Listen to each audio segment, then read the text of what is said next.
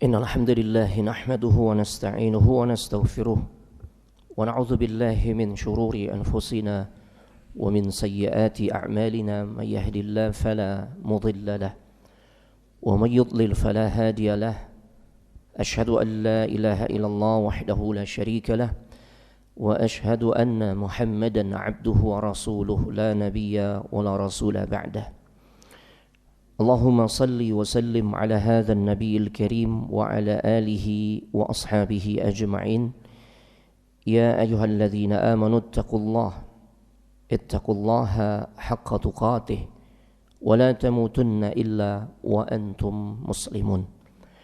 وبعد فإن أصدق الحديث كتاب الله وخير الهدى هدى محمد صلى الله عليه وآله وسلم وشر الأمور محدثاتها وكل محدثة بدعة وكل بدعة ضلالة وكل ضلالة في النار. أما بعد، أيها الإخوان،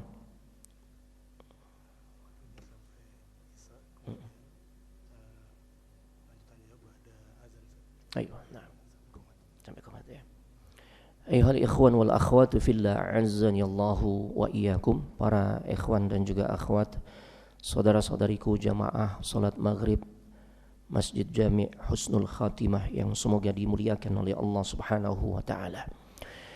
Alhamdulillah, kita sangat bersyukur kepadanya di malam hari ini 16 Jumadal Akhirah 1445 Hijriah yang juga bertepatan dengan tanggal 29 Desember 2023 bi'aunillahi wa taufiqihi.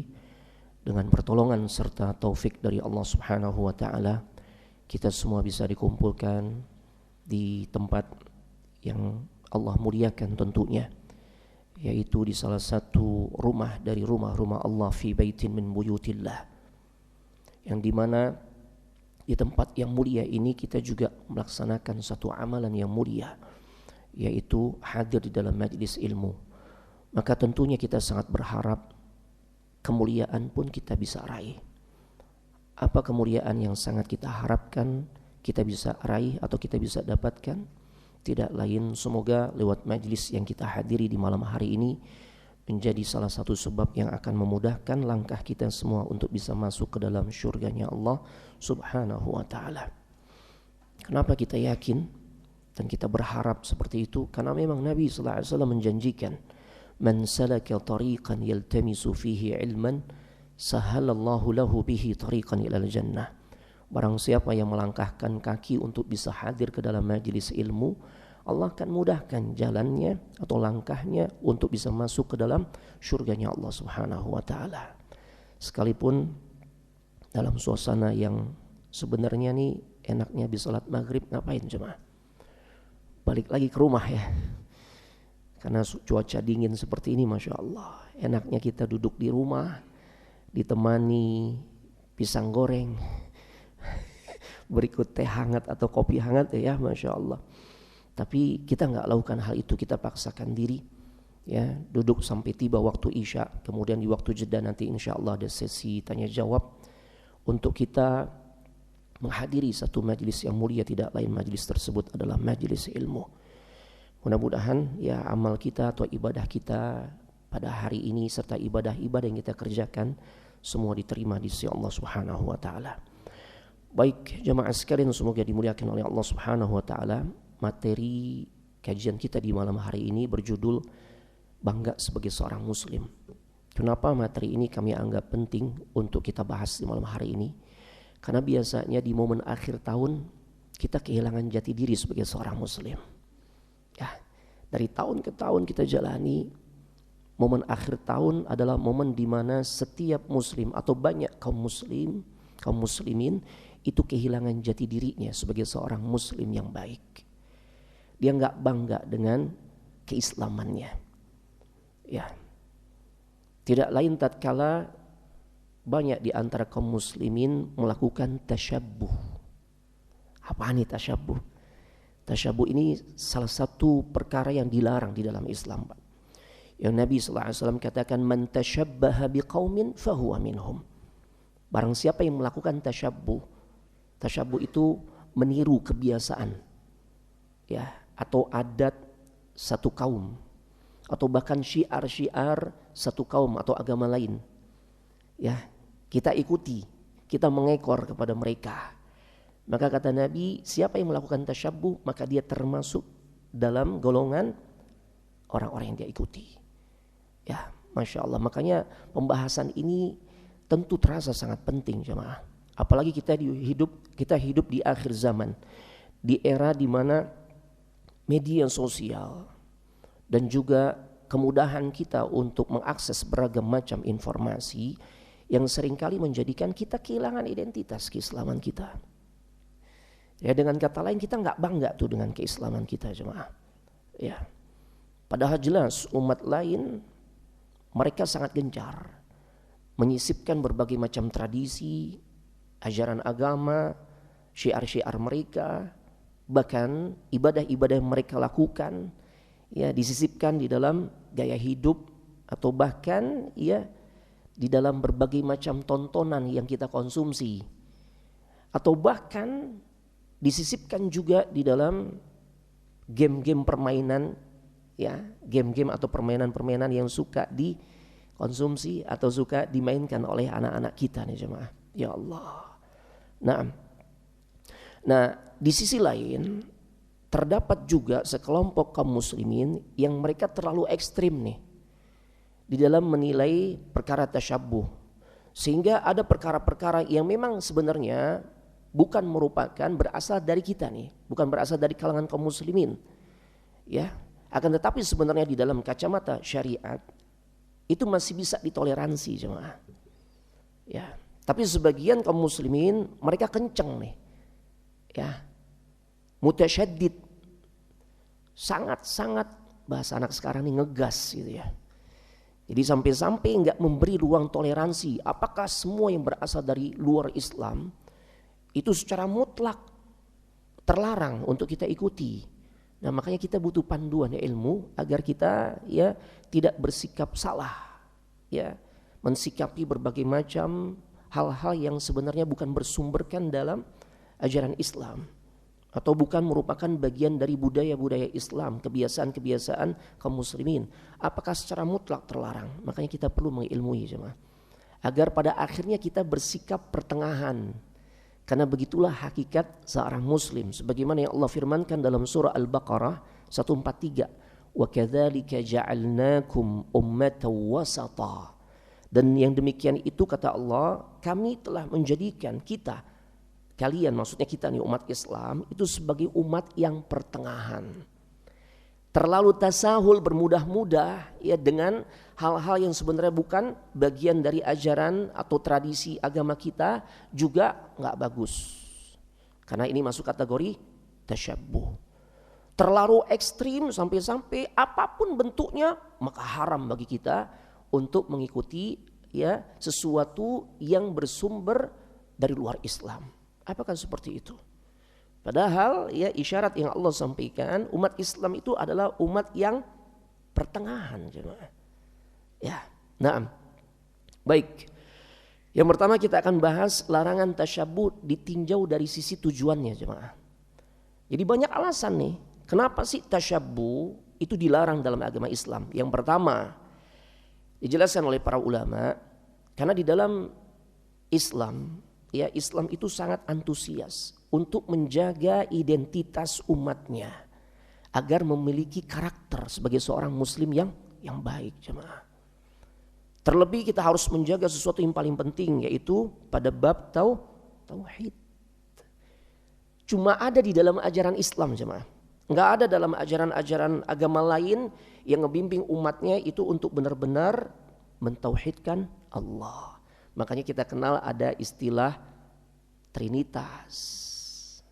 Ya, menduakan Allah, menigakan Allah, mengempatkan Allah, melimakan Allah dan seterusnya. Padahal di dalam Islam ya kita dibimbing untuk benar-benar mentauhidkan Allah, menjadikan Allah satu-satunya yang berhak untuk kita ibadahi dengan benar. Ya, taib. Jadi itu alasan pertama jemaah. Kenapa kemudian tasyabbuh dilarang di dalam agama Islam? Ya, karena Agama Islam adalah agama yang sangat antusias, sangat semangat menjaga identitas umatnya. Sehingga karakter umat Islam itu sebagai umat yang bertauhid tetap terjaga, jemaah. Masya Allah. Ya. Dan sebenarnya hal ini bukan didasari atas sifat iri atau kedengkian terhadap umat lain. Lah, wallahi enggak. Bukan karena juga ya didasari kebencian atau permusuhan. Ya, permusuhan Islam terhadap mereka. Enggak, jemaah. Tapi hal ini semata-mata didasari karena kita harus menjaga identitas kita sebagai sebuah kaum ya, yang benar-benar tuh memiliki identitas sebagai seorang muslim yang baik. Kita bangga dengan ajaran Islam yang dimana Islam ini satu-satunya agama yang diridhoi oleh Allah Subhanahu wa taala. Ya, kita harus jaga identitas sebagai sebuah kaum atau satu kaum ya, yang dimana ini merupakan salah satu sarana untuk menjaga kejayaan Islam itu sendiri, jemaah. Dan ini pun sebenarnya diterapkan di kalangan bangsa-bangsa lain ataupun umat lain, jemaah, untuk menjaga peradaban mereka, identitas mereka. Contoh, Anda baca satu artikel di mana bangsa Jerman tuh untuk menjaga kejayaan mereka, pemerintahnya sampai menetapkan keharusan ya bagi rakyatnya untuk menunjukkan sikap fanatik dan nasionalisme yang tinggi terhadap negaranya. Oh, Masya Allah. Dan pada akhirnya mereka bangkit. Ya, diwajibkan agar semua penduduk Jerman itu menggunakan bahasa Jerman. Dibangkitkan sisi nasionalismenya. Sehingga pada akhirnya mereka bisa bangkit dari keterpurukan. Masya Allah. Dan ini pula yang dilakukan oleh Jepang, oleh Cina. Demi menjaga kedaulatan dan kejayaan negara mereka. Masya Allah. Nilai-nilai kebangsaan ya mereka tanamkan tuh kepada rakyatnya. Masya Allah. Termasuk Yahudi, jemaah. Ya, Yahudi mereka mulai menghidupkan kembali bahasa mereka, yaitu bahasa Ibrani. Ya, ini jemaah. Bahkan ada satu artikel yang juga mengungkap di India, jemaah. Masya Allah, ini non Muslim ya. Mereka punya identitas nih. Di India disosialisasikan sebuah larangan penjualan bunga di saat perayaan bulan Februari, perayaan apa? Valentine tuh, jemaah. Ya, kenapa? Mereka anggap nih satu budaya yang bertentangan dengan ajaran agama mereka, jemaah. Ini luar biasa, jemaah. Ini kita bicara umat-umat lain sampai memiliki identitas yang seperti itu. Kita umat terbaik, kenapa? Justru kita nggak punya identitas, jemaah. Ini pertanyaannya. Masya Allah. Ya, makanya Allah Subhanahu Wa Taala, sebagaimana yang Allah firmankan di dalam Al-Quran, ya, Allah perintahkan kepada Nabi Muhammad SAW untuk ia sampaikan kepada kita umatnya agar kita tuh berpegang teguh di atas ajaran Islam. Ketika Allah Subhanahu wa taala berfirman dalam surah Yusuf ayat 108. Allah berfirman, "Qul hadhihi sabili ad'u ila Allahi ala basiratin ana." Katakanlah, kata Allah. Ya. Allah menyampaikan di dalam Al-Quran surah Yusuf ayat 108 agar Nabi Muhammad menyampaikan kepada umatnya, kepada kita semua. Ya. Inilah jalan agamaku. Dan juga orang-orang yang mengikutiku, kata Nabi sallallahu alaihi wasallam. Ya. Yang dimana jalan ini adalah jalan yang terbaik. Di mana bentuknya adalah kita komitmen dengan keislaman kita, jemaah. Dan kemudian Allah Subhanahu wa taala menutup ayat ini dengan mengatakan, "Wa subhanallahi wa ma ana minal musyrikin." Maha suci Allah. Aku enggak termasuk orang-orang yang melakukan kesyirikan. Oh. Ya. Jadi di ujung ayat ini Allah Subhanahu wa taala menyampaikan kepada kita seorang muslim yang baik dia harus menunjukkan identitasnya, di antaranya adalah dia tidak pernah mau melakukan yang namanya kesyirikan, jemaah. Ini identitas. Kemudian alasan kedua kenapa tasyabbuh ini perkara yang terlarang. Ya. Di antaranya para ulama katakan karena Islam tuh mengingatkan atau sering mengingatkan umatnya untuk tidak melakukan tasyabbuh minimal sebanyak 17 kali dalam sehari, ya Mas. Masya Allah. Peringatan untuk jangan sampai kita umat Islam melakukan tasyabbuh itu sebenarnya ya diingatkan dan selalu kita sampaikan 17 kali minimal, ya Mas. Kapan itu? Saat kita sholat. Saat kita mengucapkan ihdinas siratal mustaqim, tunjukilah kami jalanmu yang lurus. Jalan yang lurus ini jalan seperti apa? Siratal ladzina an'amta alaihim, jalan orang-orang yang telah engkau berikan nikmat kepada mereka. Ya. Jalannya Rasul, petunjuknya para sahabat, petunjuknya orang-orang yang beriman. Bahkan Allah pertegas, bukan jalan orang-orang yang dimurkai, ghairil maghdubi alaihim. Siapa golongan yang dimurkai dalam ayat ini? Yahudi. Waladdallin, dan juga bukan pula jalannya orang-orang yang sesat. Siapa mereka? Nasrani. Jelas 17 kali, jemaah. Kita mengucapkan atau kita sering diingatkan, ya selalu diingatkan untuk tidak melakukan tasyabbuh. Ya. Nah, kemudian alasan ketiga, ketika kita menyelisihi kebiasaan orang-orang kafir, budaya orang-orang kafir, syiarnya orang-orang kafir, boleh gak jamaah kita ngomong kafir, jamaah? Boleh, gak usah takut, jamaah. Boleh lah, ya boleh. Itu gak sama sekali ya berkaitan dengan kita ini masuk kategori intoleran. Wallahi enggak. Itu kan terminologi yang masing-masing agama punya, jemaah. Sebagaimana kita dilabeli oleh umat lain domba-domba yang tersesat. Marah gak kita? Enggak pernah marah, ya sudah biarkan saja. Itu keyakinan mereka. Nanti saat kita bertemu Allah, ya kita yakin kita berada di atas agama yang benar. Kan gitu. Enggak pernah kita komplain dibilang domba-domba udah gitu sesat lagi. Domba keder, jemaah. Subhanallah. Sama, kafir juga begitu. Kan dulu kita dibuat bias, jemaah. Seakan-akan kita nih digiring untuk gak punya identitas keislaman kita. Yang ngomong, yang bicara kafir itu orang-orang yang intoleran, yang garis keras, lah, radikal. Nah ini kan. Berarti kalau kita gak boleh ngomong kafir, gak boleh juga kita mengatakan mereka di dalam neraka, gak boleh. Bolehnya ya non surga gitu. Kalau nggak boleh kafir berarti non muslim, nggak boleh di dalam neraka berarti non surga, nggak boleh bilang kekal berarti mereka non stop gitu. Baik, Bapak Ibu jamaah sekalian semoga dimuliakan oleh Allah Subhanahu Wa Taala. Alasan ketiga, karena sikap kita saat menyelisihi mereka orang-orang kafir ini merupakan salah satu maqasidus syar'iyyah. Tujuan dari syariat Islam itu sendiri, jemaah. Ya. Jadi tujuan dari syariat Islam diantaranya untuk menyelisihi orang-orang kafir. Dan ini banyak sekali tampak dari larangan-larangan yang Nabi sallallahu alaihi wasallam sampaikan. Ya.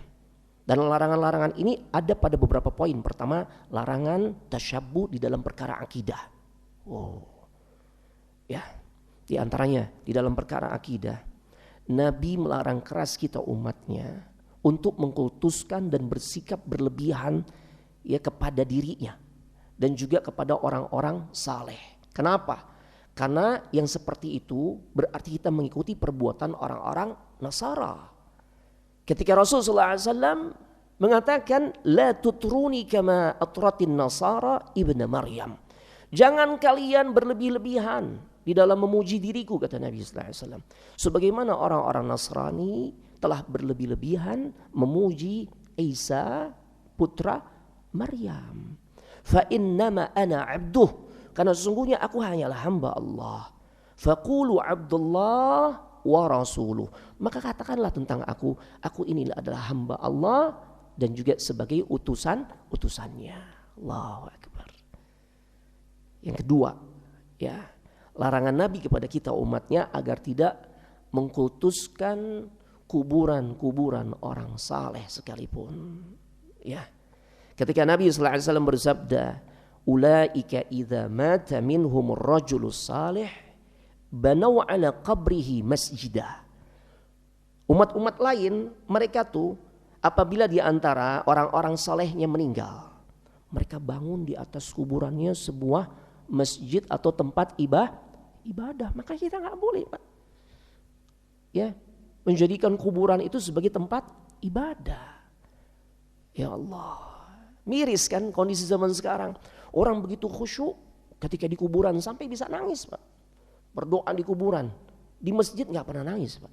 Ya Allah, ini terjadi, Pak. Ya Allah. Summa sawwaru fihi tilka surah ulaika syirarul khalqi indallah. Kemudian apalagi yang mereka lakukan dalam bentuk mengkultuskan, ya, orang-orang soleh di kalangan umatnya, ya. Tatkala orang-orang di luar Islam tuh mereka ngebangun di atas kuburan, itu bangunan-bangunan yang dijadikan tempat ibadah, dan mereka juga membuat di dalamnya patung-patung atau gambar-gambar. Ya, kata Nabi, merekalah sejelek-jelek makhluk di sisi Allah. Lihat, ya, Nabi cap mereka, berikan identitas kepada orang-orang yang mengkultuskan manusia, ya, sampai pada tahapan yang berlebihan atau hulu, dengan label seburuk-buruk manusia di sisi Allah Subhanahu wa taala. Ya. Dan itu pula yang kemudian menjadi sebab Allah melaknat orang-orang Yahudi dan Nasrani. La'natullahi 'alal yahudi wan nasara. Laknat Allah kepada orang-orang Yahudi dan Nasara atau Nasrani. Kenapa? Ittakhadhu qubur anbiya'ihim masajida.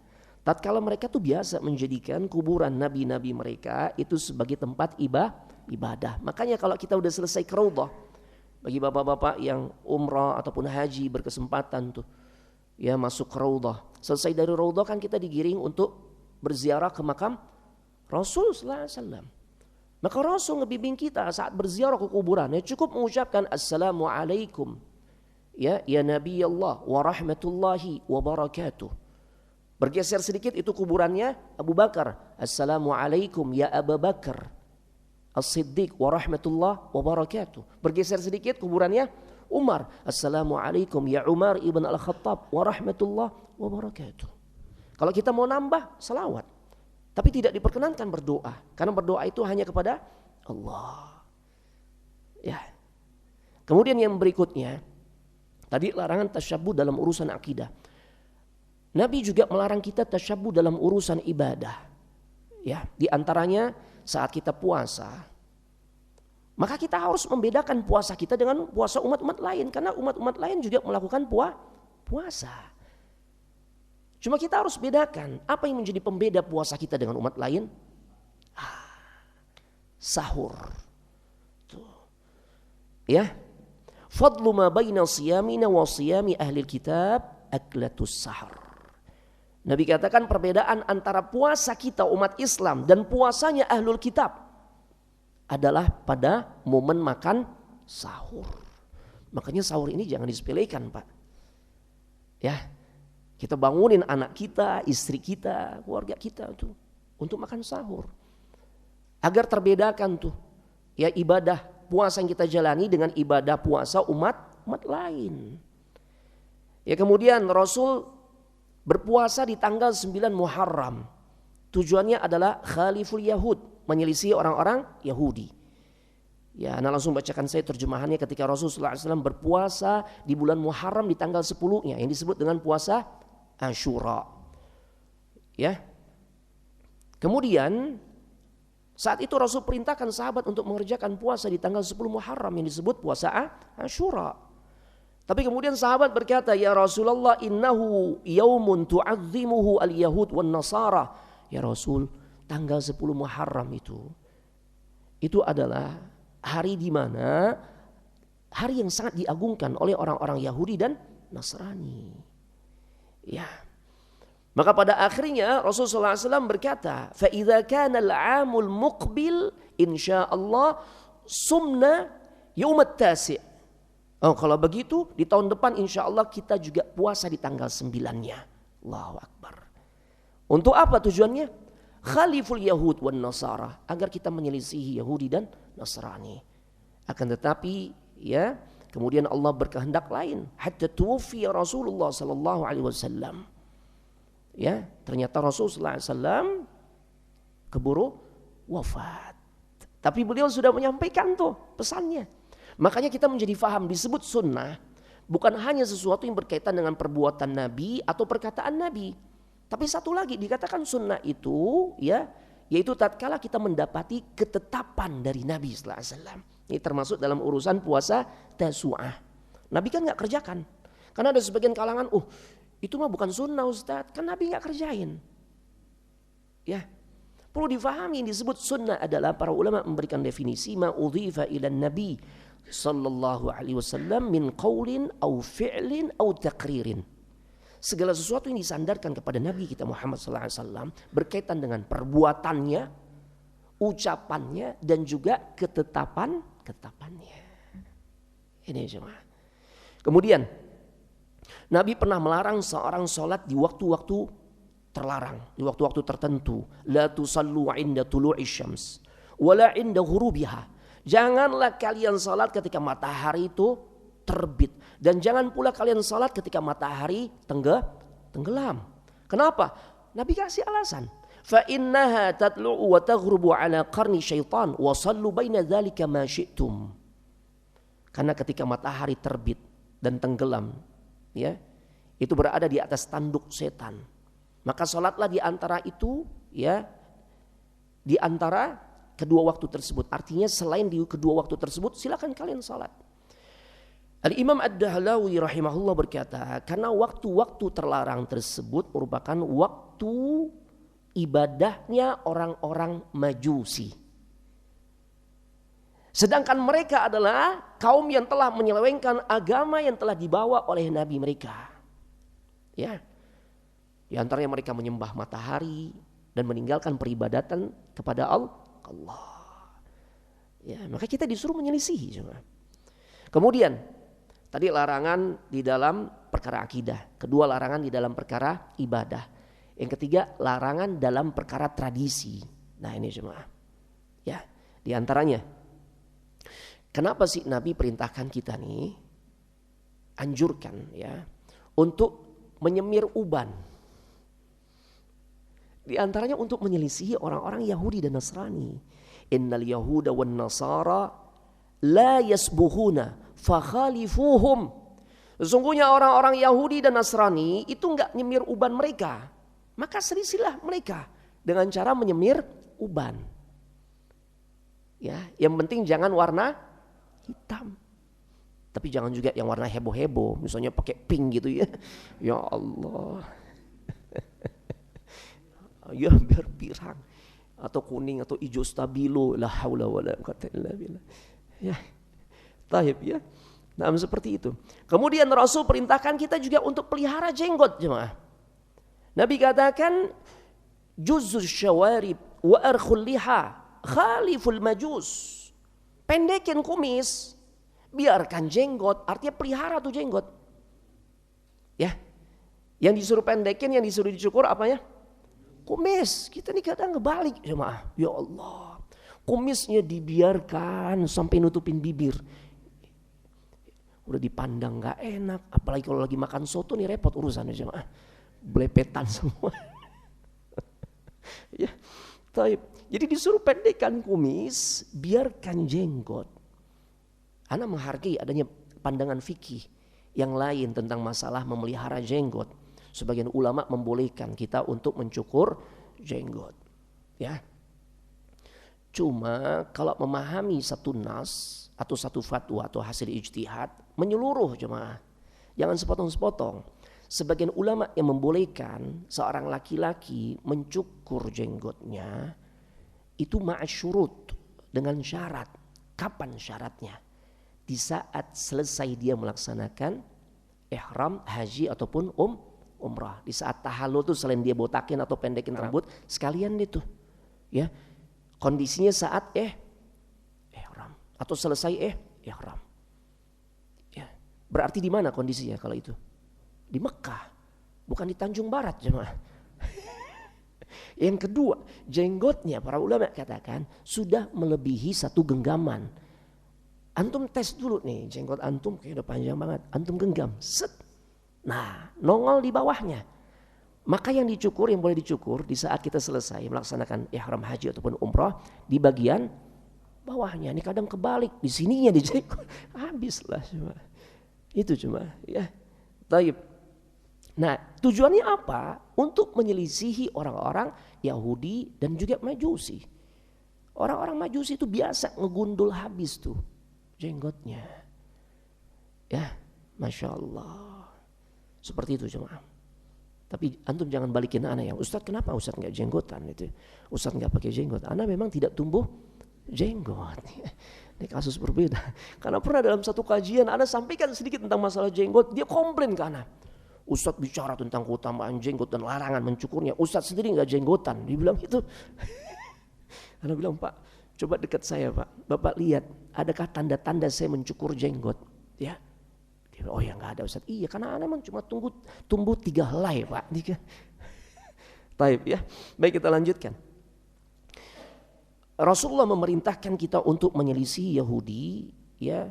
Ini dalam perkara tradisi ya. Ini tadi kan ada 3 poin ya. Larangan tasyabuh dalam urusan akidah, dalam urusan ibadah, dan juga dalam urusan tradisi. Ya, di antara dalam contoh-contohnya seperti apa Ustaz? Seperti Rasul perintahkan kita tadi untuk memelihara jenggot. Yang kemudian Rasul perintahkan kita menyelisih Yahudi di dalam memperlakukan istri-istri kita atau istri kita ya. Nah, istri kita, maaf. Ya. Karena kita istri ya. Kalau Nabi istri-istri gitu ya. Anda revisi, mohon maaf. Kecuali yang praktisi ya. Ada yang praktisi di sini. Ya. Nah, Rasul SAW perintahkan kita tuh untuk menyelisihi Yahudi di dalam urusan memperlakukan istri kita di saat dirinya haid, Pak. Ya. Kenapa, Pak? Apa yang dilakukan oleh orang-orang Yahudi? Orang-orang Yahudi itu kalau istrinya sedang haid, ya Allah, benar-benar dijauhi. Bahkan mereka mengusir istri-istri mereka untuk tidak bersamanya. Ya, nggak diajak makan bareng, nggak diperbolehkan, nggak boleh tinggal bersama, nggak boleh tidur bareng. Ya Allah. Ya, makanya Nabi SAW ketika hal ini ditanyakan, beliau bersabda, "Isna'u kulla syai' illa nikah." Lakukan aja apa yang kau mau terhadap istrimu sekalipun dia sedang dalam keadaan haid, kecuali maaf. Ya, menyetubuinya. Makanya di banyak riwayat kita dapati keterangan bahwasanya tatkala ibunda Aisyah sedang haid, Nabi masih tetap mencumbuinya, Pak. Ya, yang penting selama tidak menyetubuinya. Ini, Pak. Bahkan Nabi juga contohkan, tatkala istrinya sedang haid, istrinya minum, maka Nabi minum di satu tempat, artinya di gelas yang sama. Bahkan Nabi cari itu. Di mana ya istrinya meminum di posisi mana, maka disitulah Nabi SAW juga minum di tempat yang sama. Masya Allah. Sampai kayak gitu, Pak. Ya. Taib. Jadi Nabi katakan lakukan segala sesuatu terhadap istri kalian sekalipun dia dalam keadaan haid, kecuali menyetubuhinya. Ketika informasi ini sampai kepada orang-orang Yahudi, mereka mengatakan, ini orang, maksudnya Nabi Muhammad, itu dia tidak pernah membiarkan sedikit pun dari perkara kita kecuali selalu dia ingin menyelisihinya. Ya, taib. Baik. Kemudian alasan lainnya kenapa tasyabuh ini dilarang dalam Islam. Terbukti Rasul sering peringatkan umatnya akan bahaya tasyabuh. Hadis yang tadi anda sudah sampaikan, man tasyabbaha biqaumin fahuwa minhum. Fahuwa minhum. Orang yang menyerupai satu kaum maka dia akan termasuk bagian dari kaum tersebut. Jemaah. Ya Allah, seakan-akan kita nggak diakui sebagai umatnya, jemaah. Ya. Taib. Dan memang fenomenanya ternyata banyak kaum muslimin di akhir zaman mereka tuh berlomba-lomba untuk mengikuti kebiasaan-kebiasaan umat lain, syiar-syiar agama lain. Dan ini pembuktiannya di akhir tahun nih. Ya. Udah nanti tanggal 31 tidur lebih awal. Lah iya. Kenapa? Kalau kita amati, ya Allah, mudah-mudahan gak terjadi pada diri kita dan orang-orang yang kita cintai. Berlomba-lomba turun ke jalan. Ya, mohon maaf. Dan terkesan jadi bahlul, Pak. Nunggu momen jam 00.00, ngitungnya aja mundur. Ya Allah. Ini jadi bodoh, Pak. Subhanallah. Ya kan? Setelah masuk jam 00.00, ya, kemudian pesta pora, senang-senang. Ya Allah. Padahal jatah umur yang Allah kasih semakin sedikit, semakin kurang. Semakin dekat kepada dirinya adalah kematian. Subhanallah. Ini benar yang Nabi SAW sabdakan. La tattabi'unna sananal ladhina min qablikum. Shibran bi shibrin. Dhira'an bi dhira'in. Hatta law dakhalu fi juhri dhab. Lattaba'tumuhum. Ya. Sungguh kalian ini maksudnya kita nih. Umat Nabi Muhammad. Kalian ini pasti nanti akan banyak yang mengikuti orang-orang sebelum kalian. Sejengkal demi sejengkal, shibron, sejengkal demi sejengkal, atau sehasta demi sehasta. Artinya perlahan tapi pasti. Sampai-sampai sekiranya umat yang kalian ikuti ini masuk ke dalam lubang dhab, ya Allah, kalian pun akan masuk. Kenapa Nabi mengumpamakan dengan lubang dhab, Pak? Orang bilang kadrun gitu ya. Lubang kadrun nih, ya Allah. Lubangnya kecil, sempit, udah gitu bercabang, Pak. Ini, Pak. Ya, para ulama jelaskan, ya. Ketika ada hewan pemangsa dhab, pemangsa kadrun, ya, dia mendapati si kadrun udah masuk, si dhab ini udah masuk sarangnya, maka sulit baginya untuk memangsa itu kadrun atau dhab. Kenapa? Dia nggak bisa tuh ketemu jalur di mana dhab itu bersembunyi, karena sarang atau lubang dhab itu bercabang-cabang, Pak. Dia bisa buat cabang banyak tuh. Masya Allah. Ini gambaran. Sekalipun sulit, sekalipun butuh pengorbanan besar. Tuh, begadang kan pengorbanan, Pak. Ya. Melemahkan imunitas kita. Ya, dan sebagainya. Tapi kita paksain tuh, Masya Allah. Keluar biaya berapa uang yang dihambur-hamburkan di malam tersebut. Tatkala bakar kembang api dan sebagainya. Ya Allah. Ini gambaran tuh. Ya, sulitnya saat seseorang masuk ke dalam lubang dhab. Tapi dikerjakan, masuk juga, Pak. Ya. Qulna ya Rasulullah. Ya, para sahabat bertanya, siapa umat terdahulu yang kita akan ikuti ya Rasul yang kau maksudkan? Kata Rasul, siapa lagi? Al-Yahud wan Nasara. Yahudi dan juga Nasrani. Ya Allah. Ya. Nah, ini jemaah. Ya, jadi sekalipun sulit, bahkan hampir nggak mungkin seorang masuk ke lubang dhab, tetap diikutin. Ini menunjukkan betapa semangatnya sebagian kaum muslimin ya di dalam mengikuti kebiasaan-kebiasaan mereka, syiar-syiarnya mereka. Ya, kita bisa lihat, Pak. Ya, mulai dari gaya hidup, pakaian, makanan, hatta potongan rambut. Ya enggak? Nabi kan secara jelas, nah Rasulullah SAW anil qaz'ah awil qaza'. Nabi SAW itu melarang kita umat Islam untuk mencukur rambut dengan gaya qaza' atau qaz'ah. Ya. Gimana bentuknya Ustaz qaz'ah ini? Mencukur sebagian, mencukur habis sebagian, membiarkan sebagiannya lagi. Gaya apa tuh istilahnya? Mohak. Kalau anak di mana indahnya nih kisikat WC jemaah. Tapi diikuti. Syuf. Ya, dianggap tren nih jemaah. Ya Allah. Begitu juga dalam perkara akidah. Orang-orang Nasrani itu punya keyakinan bahwa Tuhan yang mereka yakini sebagai Tuhan anak, Tuhan Yesus itu bersatu dengan Allah. Umat Islam sebagian berkeyakinan makhluk itu bersatu dengan Allah. Ya Allah. Makanya seperti tokoh mereka yaitu Ibnu Arabi mengatakan Fir'aun itu adalah orang yang paling bertauhid kepada Allah. Tuh lihat tuh. Ibnu Arabi tuh dengan konsep tasawuf ekstrimnya. Dia katakan salah besar kalau dikatakan ya Fir'aun itu mati dalam kekufuran. Justru dia adalah tokoh yang paling mentauhidkan Allah. Kenapa? Saat dia mengaku dirinya sebagai wa ana rabbukumul a'la, aku adalah Rabb kalian yang paling tinggi, Karena memang pada hakikatnya Allah itu menjelma atau menitis kepada setiap makhluk. Itulah pemahaman mereka yang sangat mirip dengan akidahnya orang-orang Nasrani. Ini jemaah, ini terjadi jemaah. Ya Allah. Baik, sekarang kita masuk pada apa sih hikmah adanya larangan kita bertasyabbuh. Ya, yang pertama, karena tasyabbuh itu bisa mengikis identitas kita dan bisa memudarkan tauhid kita kepada Allah Subhanahu wa taala. Coba jemaah, sekarang tuh fenomenanya semakin kita bisa lihat. Ya.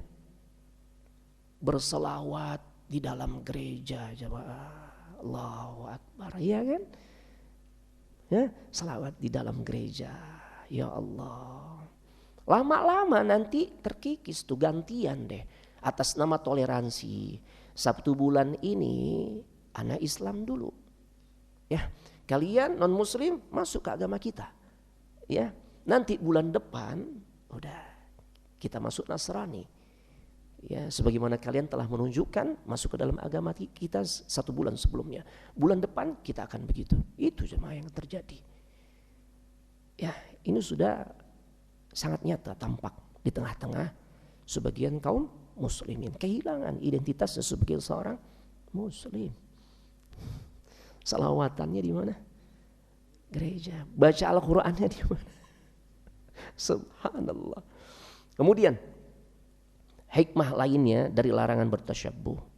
Ya, tasyabbuh akan menjadikan kita orang Islam menjadi hina. Ya.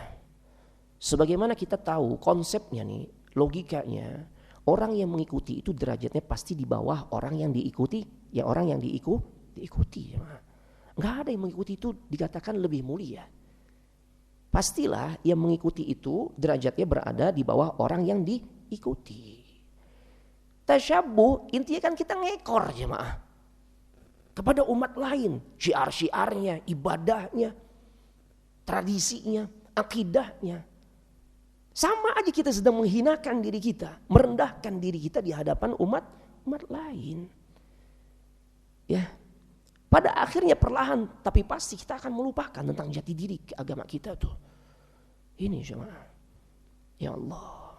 Kemudian hikmah larangan tasyabbuh, karena tasyabbuh itu bisa menghilangkan al-wala wal bara kita. Ya, bagaimana seharusnya kita memberikan loyalitas dan kepada siapa kita harus berlepas diri. Jadi enggak jelas jemaah. Ya. Padahal Allah Subhanahu wa taala berfirman dalam surah Al-Mujadilah ayat 22, "La tajidu qauman yu'minuna billahi wal yawmil akhir yuwadduna man haddallaha wa rasulah." Kamu enggak akan mendapati orang-orang yang beriman, ya, kaum yang beriman kepada Allah dan hari akhirat itu saling berkasih sayang dengan orang-orang yang menentang Allah dan Rasulnya. Nggak mungkin bisa tuh. Ya. Tidak memberikan kasih sayang ini bukan berarti kita bersikap anarkis, enggak. Ya, bukan. Tapi kita memberikan loyalitas, enggak bisa jemaah. Kita beda. Walau kanu aba'ahum au abna'ahum au ikhwanahum au ashiratahum. Kata Allah, sekalipun orang-orang tersebut adalah bapak-bapak kalian, anak-anak kalian atau saudara-saudara kalian. Makanya ini pula yang ditunjukkan oleh Ali bin Abi Thalib tatkala ayahnya meninggal. Siapa ayahnya Ali bin Abi Thalib? Abu Thalib, yang mati dalam keadaan kafir, gak beriman, karena gak mau mengucapkan syahadat, kalimat tauhid la ilaha illallah. Ketika mati, ya, kemudian Nabi perintahkan, ya Ali, ya, mandikan ayahmu. Apa kata Ali? Tidak ya Rasul. Ya, sebelumnya dikatakan, ya Rasulullah, anna ammaka qad mat. Pamanmu telah mati. Dia gak mau bilang bapakku telah mati, pamanmu ya telah mati. Kata Rasul, mandikan. Tidak mau ya Rasul. Tapi kemudian kata Rasul kembali mengingatkan Ali bin Abi Thalib, mandikan, karena ini perintah. Karena itu tidak merusak terkait dengan masalah loyalitas. Ya. Tidak berkaitan dengan masalah loyalitas. Ya, dia ayahmu. Ya, perlakukan dengan baik, mandikan Akhirnya dimandikan oleh Ali ibn Abi Thalib. Karena saat itu Ali ingin menunjukkan loyalitasnya hanya ingin dia berikan kepada orang-orang yang beriman kepada Allah dan Rasulnya. Jemaah, Masya Allah. Begitu pula saat kancah peperangan Badar, perang Badar. Ya, di saat Abu Bakar ketemu dengan salah satu anaknya. Saat itu salah satu anaknya masih dalam keadaan kafir, berada dalam barisan kafir. Anaknya cerita, "Laula akhtatu," namanya Abdullah ibn Abu Bakar. Kalau enggak salah ya. Beliau cerita, "Wahai ayahku, ya aku melihat saat di medan pertempuran di Badar, engkau begitu semangat untuk membidikku, wahai ayahku. Tapi dia berhasil menghindar." Ya. Kata Abu Bakar apa? "Iya, kalau aku berhasil menemukan engkau, maka aku pasti akan membunuh dirimu." Ini artinya apa nih? Loyalitas. Ya, loyalitas harus diberikan ya hanya kepada orang-orang yang beriman. Baik, barakallahu fikum. Ya, ini bisa saya sampaikan insyaallah nanti setelah kumandang azan ya kita akan berikan sesi tanya jawab. Ya, wassalamualaikum warahmatullahi wabarakatuh.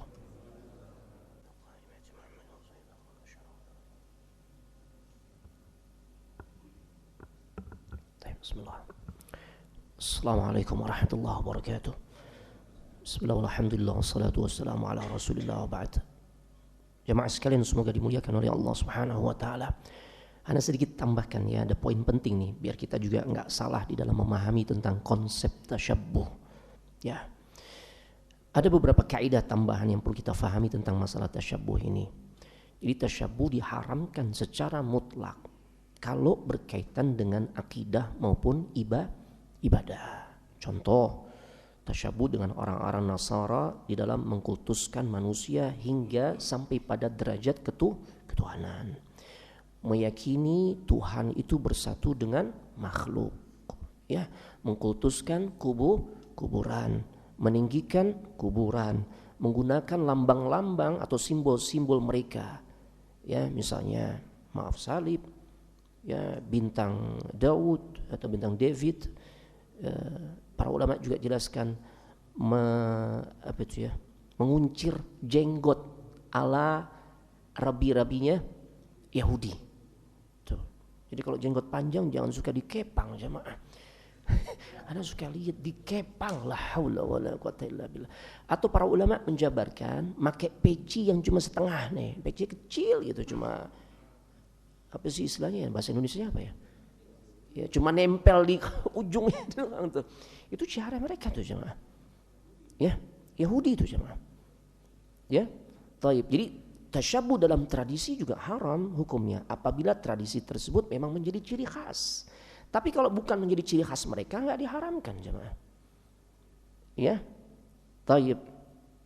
Taib. Misalnya ada beberapa hal yang sebenarnya sudah tidak menjadi tradisi khusus bagi mereka, maka diperbolehkan. Para ulama katakan misalnya memakai safari atau jas, memakai dasi, memakai celana, ya dan sebagainya, nggak masalah itu. Ya, taib.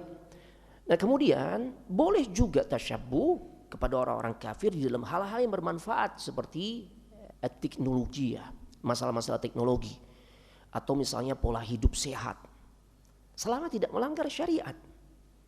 Ya, di antaranya kan di kalangan orang-orang non muslim, ya di kalangan orang-orang kafir, mereka sebelum makan makanan berat tuh mengkonsumsi apa dulu? Buah-buahan, karena secara ilmiah itu manfaat. Ya, untuk memudahkan proses pembuangan dan sebagainya, memperlancar organ pencernaan, proses pencernaan. Boleh gak kita ikuti? Boleh, bermanfaat. Ya.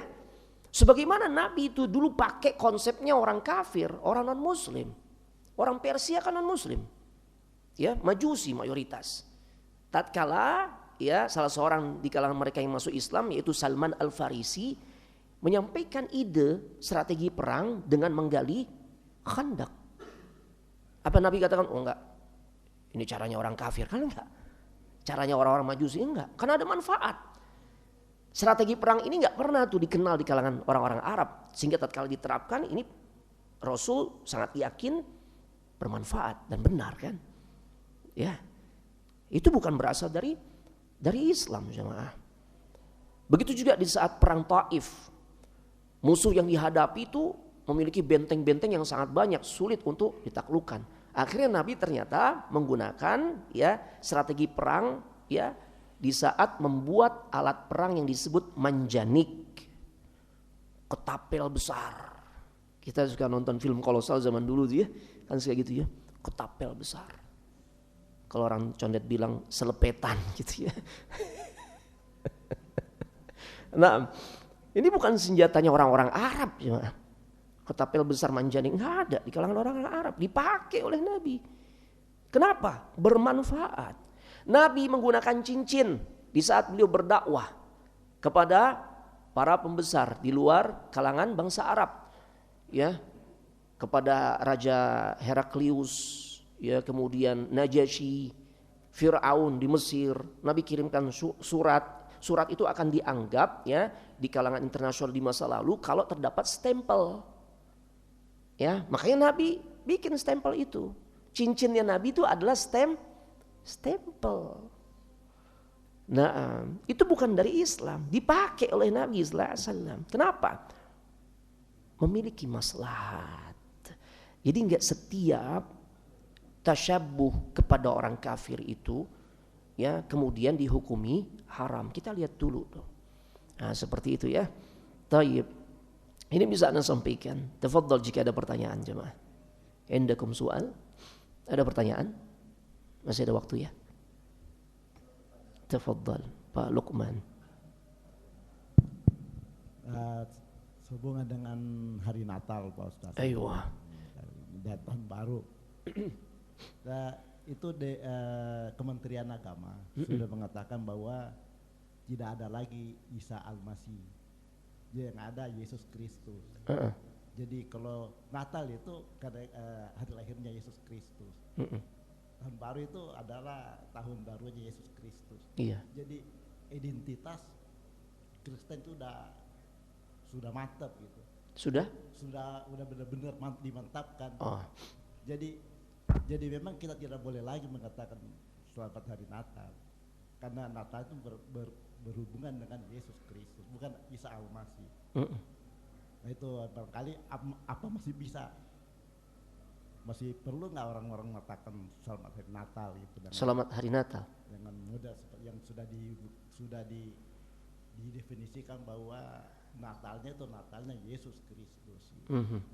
Baik, barakallahu fikum. Nah ini juga termasuk hal-hal yang memang kita harus menunjukkan identitas kita sebagai seorang muslim. Ya, dan insya Allah sama sekali tidak mencederai nilai-nilai toleransi kita kepada umat lain. Konsep toleransi dalam Islam sudah sedemikian jelas diberikan panduannya oleh Allah. Ya, di dalam surah yang sering kita baca, Al-Kafirun, di ujung ayatnya, lakum dinukum waliyadin. Udah cukup. Ya, kita nggak pernah memberikan gangguan kepada umat lain di saat mereka merayakan hari rayanya. Namun ya kita masing-masing punya keyakinan yang berbeda. Maka kita tunjukkan masing-masing. Ya, tanpa kita ya justru membaur sehingga pada akhirnya kita nggak memiliki identitas. Karena sebenarnya ini masalah keyakinan yang sangat urgent, Pak. Ya, kenapa demikian? Karena pertama akidah kita sangat berbeda dengan mereka. Ikut bersuka cita atas hari raya yang mereka sedang rayakan, itu para ulama katakan sama saja kita membenarkan penyimpangan akidah mereka. Karena sesungguhnya di dalam Islam, ucapan itu bukan hanya sebatas sesuatu yang tidak memiliki konsekuensi. Kan kadang-kala nih sebagian kalangan mengatakan, Ustadz masa sih cuma ngucapin doang gak boleh? Ya, padahal tahu gak Ustadz, itu tetangga ana. Kalau ana lagi merayakan Idul Fitri, bukan hanya sebatas ngucapin, ketupat sama opornya dibikinin ana Ustadz, kan gitu. Ya, masa ana cuma ngucapin doang gak boleh sih Ustadz? Perlu kita ketahui, ucapan itu memiliki konsekuensi yang berat di hadapan Allah. Terbukti ketika Rasul mengatakan, dua organ tubuh yang paling banyak memasukkan manusia ke dalam nerakanya Allah itu adalah al-fam wal faraj. Lisan, mulut kita, dan juga kemaluan. Kenapa? Karena banyak sesuatu yang keluar dari mulut itu punya konsekuensi yang berat. Ya, di antaranya ucapan-ucapan yang seperti itu punya konsekuensi merusak akidah kita, Pak. Jangan kita menganggap kemudian hal itu boleh-boleh saja, kan cuma ucapan doang. Simple, kalau kita didesak untuk menyampaikan hal seperti itu kepada dari tetangga kita yang dia pernah berbuat baik ya dengan memberikan makanan di saat kita berhari raya, ya maka kita katakan, kami meyakini ucapan itu tidak hanya sebatas ucapan. Kami buktikan, coba kalau Anda menganggap ini kan cuma ucapan doang, saya ingin ikuti saya dulu apa yang saya ucapkan. Asyhadu an la ilaha illallah wa asyhadu anna Muhammadar Rasulullah. Katakan begitu kepada umat lain. Tentu dia mengatakan, oh nggak mau nanti Anda jadi masuk Islam dong. Nah itu sama, ya kan? Kalau kita mengucapkan sembarang ucapan lewat lisan kita, itu pun sama. Ya, jadi gitu ya. Jadi kita tetap tunjukkan identitas kita. Ya sebagai seorang muslim yang baik, ya bentuk toleransinya adalah ya bukan dalam bentuk ya kita mengucapkan sukacita di saat umat lain sedang merayakan hari rayanya. Karena kenapa? Karena masalahnya berat. Ya, saat kita bersukacita ikut mengucapkan ya selamat dan sebagainya atau dan semisalnya, berarti kita membenarkan penyimpangan akidah yang ada pada diri mereka. Itu konsekuensinya berat ya. Taib barakallahu fikum, mudah-mudahan manfaat. Ana mohon maaf sekiranya banyak khilaf dan tentu kita mohon ampun kepada Allah. Tutup dengan doa kafaratul majlis. Subhanakallahumma wa bihamdik asyhadu an la ilaha illa anta astaghfiruka wa atubu ilaik. Assalamualaikum warahmatullahi wabarakatuh.